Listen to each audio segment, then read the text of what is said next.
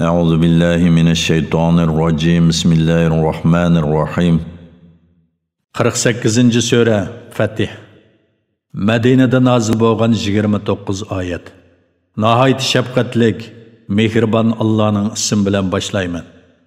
Allah'ın senin ilgirki ve keyinki günahlarını kechirishi uchun, sana bergan ne'matini mukammallashtirishi uchun, seni to'g'ri yo'lga boshlashi uchun, sana kuchli yordam berishi uchun, sana biz haqiqatan ro'shan g'alaba ato qildik.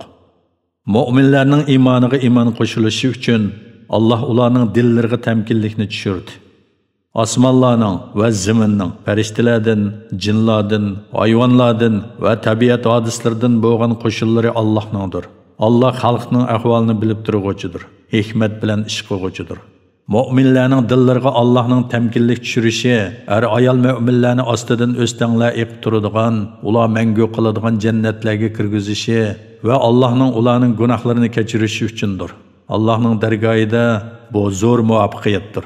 Mu'minlarning dillariga Allohning tamkinlik tushirishi, munofiq va munofiqlarga, mushrik va mushrikalarga azob qilish uchundir.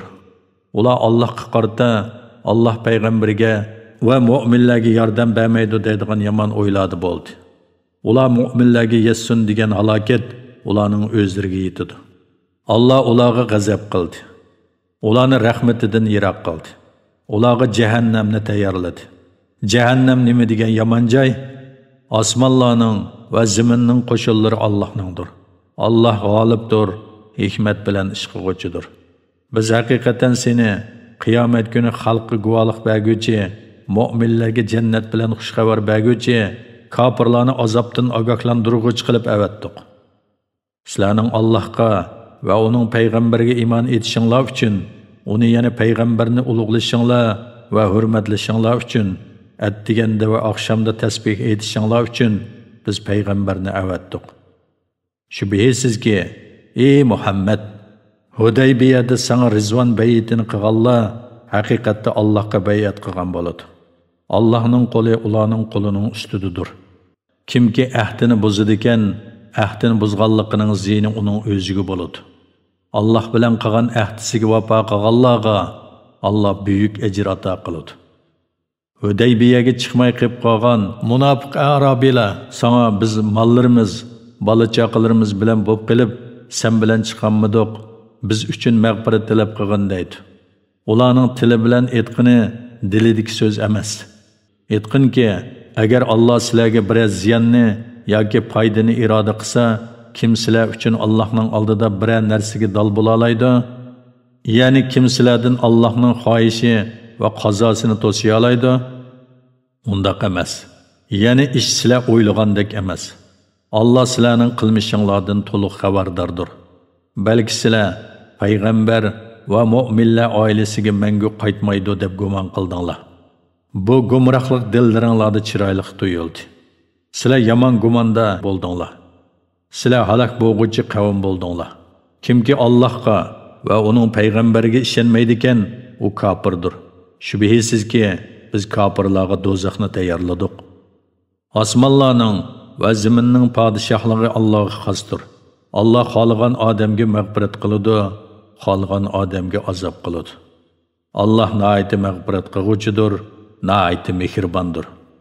Hudaybiyaga chiqmay qolib qolganlar g'animat ilish uchun chiqqan vaqtlarda bizmi sizlar bilan birga chiqayli deydi. Ular Allohning Xaybar g'animati Hudaybiyaga chiqqanlarga xos degan so'zni o'zgartmoqchi bo'ladi. Ularga aytqinki, biz bilan chiqishinglarga hargiz bo'lmaydi. Allah ilgari mushundaq degan. Ular undaq emas, ya'ni Allah undaq demagan. Sizlar bizga hasad qilyapsizlar deydi. Undaq emas. Ular Allohning kalomini faqat yuzagini tushunadi. Hudaybiyaga chiqmay qolib qolgan arabiylarga sizlar jangovar bir qavm bilan urushga chaqirilsizlar yoki ular urushsizlar musulmon bo'ladi, ular bilan urushmaysizlar. Agar sizlar buyruqqa bo'ysunsanglar, Alloh sizlarga chiroyli ajr ato qiladi. Agar sizlar ilgari qilib qolgandek yana qilib salsanglar, Alloh sizlarga qattiq azob qiladi degan. Jihadga chiqmasa, amag'i gunoh bo'lmaydi. To'kurg'imi gunoh bo'lmaydi. Kasalgimi gunoh bo'lmaydi. Kimki Allohga va uning payg'ambariga itoat qiladi ekan, uni Allah ostidan o'stanglar eqib turadigan jannatlarga kirgizadi.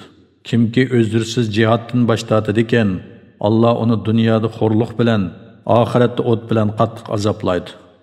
Allah mu'minlardan haqiqatan rozi bo'ldi. Ey Muhammad, o'z vaqtida ular Hudaybiyada daraxt soyasi ostida sana bayat qildi. Allah ularning dilidikini yana rostlik bilan vafoni biladi. Allah ular bayat qilayotganda tamkinlik tushirib berdi va ularni yaqin g'alba, ya'ni Xaybarning fath qilinishi bilan va ular oladigan nurg'un g'animatlar bilan mukofotladi. Allah g'olibdir, hikmat bilan ish qiluvchidir.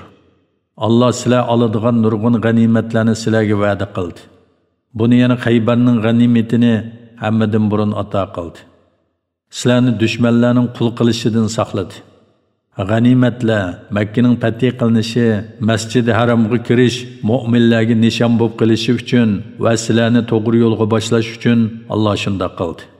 Allah yana o'z kuchinglar bilan qo'lga keltirolmaydigan, Allah uning sizlarga muyassar bo'ladiganligini to'liq bilgan bir g'animat, ya'ni Makkaning fath qilinishini sizlarga muyassar qildi. Allah har narsaga qodirdir. Agar kofirlar sizlar bilan Hudaybiyada urushsa, albatta orqasiga qarab qochadi. Ondan o'zlariga hech ega va yordamchi topolmaydi.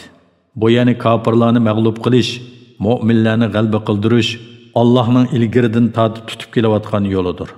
Allohning yo'lida hech qanday o'zgarish topolmaysan. Allah ularni sizlarga qo'l silishdan to'sdi hamda ular ustidan g'alaba qilganlardan keyin Makkaning ichida, ya'ni Hudaybiyada sizlarni ularga qo'l silishinglardan to'sdi. Allah qiladigan ishlaringlarni ko'rib turg'uchidir. Ular kafir bo'ldi. Sizlarni Masjid-i Haramdan va tutib turilgan qurbonlikning o'z joyiga yetishdan to'sdi. Makkada sizlar bilmaydigan ayol mu'minlar bo'lib, sizlar bilmasdan ularni o'ltirib qo'yish bilan gunohga giribtor bo'lishinglarning xavfi bo'lmasa edi, albatta Allah Makkaga kirishinglarga ruxsat qiladi va sizlarni kofirlarga musallat qiladi. Allah xolgan odamni rahmati doirasiga kirgizish uchun sizlarni Makkani fath qilishdan to'sdi. Agar ular ayrilsa, ya'ni mu'minlar kofirlardan ayrilsa, ularning orasidagi kofirlarni qattiq azob bilan azoblaydik. Kofirlar qiziqqanligini, jaholiyat davrining qiziqqanligini dillariga pukkan chaqda Allah payg'ambariga va mu'minlarga tamkinlikni tushirdi. Ularga taqvo kalimasini, ya'ni kalima tavhidni ixtiyor qildi. Mu'minlar taqvo kalimasiga eng loyiq edi va uning ahli edi. Allah har narsani bilguchidir. Allah payg'ambariga haq ravishda haqiqiy rost tush ko'rsatdi. Ey Muhammad, sen va sahobalarning Allah xolisa dushmandan amin bo'lgan, ba'zilaringlar chachlaringlarni tushirgan va ba'zilaringlar qirqigan holda qo'rqmay cho'qib Masjid-i Haramga kirsizlar. Allah sulhdagi sizlar bilmaydigan foydani biladi. Allah buningdan burun sizlarga yaqin bir qalbini, ya'ni Xaybarning fathisini muyassar qildi. Allah haq dinni bütün dinlardan ustun qilish uchun payg'ambarini hidoyat bilan va haq din bilan avatdi. Muhammad alayhissalomning Allohning payg'ambari ekanligiga guvohlik berishga Allah yetarlikdir. Muhammad Allohning rasulidir. Uning bilan birga bo'lgan mu'minlar kuffarlarga qattiqdir. O'zaro kuyimchandir, ularni ruku qilgan, sajda qilgan holda ko'rsan. Ular Allohning fazilini va roziligini tilaydi. Ularning yuzlarida sajdaning alomatlari bor. Ana shu ularning Tavratdagi sifatidir. Ularning Injildagi sifati bo'lsa, ular shaq chiqargan, kuchlanib cho'ngaygan, ondan o'z qo'li bilan o'ri turgan, buluqligi va ko'rkam ko'rinishi bilan dehqonlarni mamnun qilgan bir ziroatga o'xshaydi. Mu'minlarni mundoq ziroatga o'xshatish kuffarlarni xafa qilish uchundir. Allah ularning ichidan iymon etgan va yaxshi amallarni qilganlarga mag'firat va katta ajr va'da qildi.